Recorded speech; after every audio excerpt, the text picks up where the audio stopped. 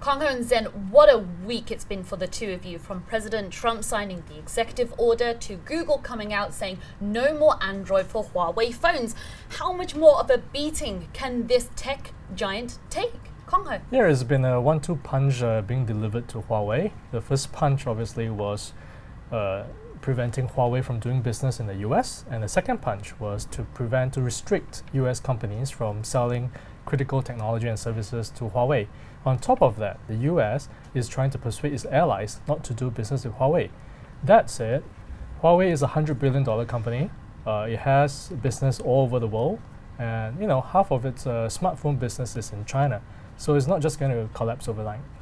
Okay, but Huawei remains, from what I read, they remain very defiant. The founder has come out and said it was inevitable that they was going to clash with the US and that they've always had a plan B. What do you think? How will this affect users across the world from the east to the west? Zen?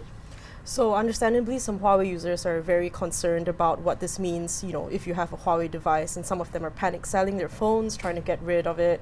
And we know some smartphone vendors are already, very hesitant about taking on more Huawei stock. Basically, what this means is that people are very uncertain about what kind of device it would be if there isn't any more Android services, if Google doesn't provide Android services to Huawei anymore. What's the plan B? What do they have up their sleeve if they're not going to use the Google systems? So we know that Huawei has developed their own operating system. It's called Hongmeng. We don't know what it looks like. There aren't very many details yet, but Huawei basically says that it is developed and ready to go. It remains to be seen whether or not overseas users want a device that is of a completely different OS altogether, that is not Android, so we'll have to see what happens after. Okay, so there's a rippling effect that we could see more and more Chinese companies being put onto the so-called blacklist, the entity list. I think the billion-dollar question is this week, how quickly are these two superpowers escalating into this tech war? Kongho. Yeah, things do appear to be moving very fast. We have learned of some names that are being considered to be put on the blacklist. Companies like iFly Tech or MacV, which are facial recognition companies.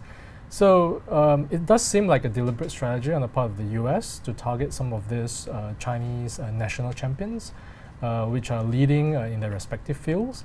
And this really begs the question, what does China have in terms of response? And then Zen? Yeah, so this really has shown that China is basically very reliant on American technology.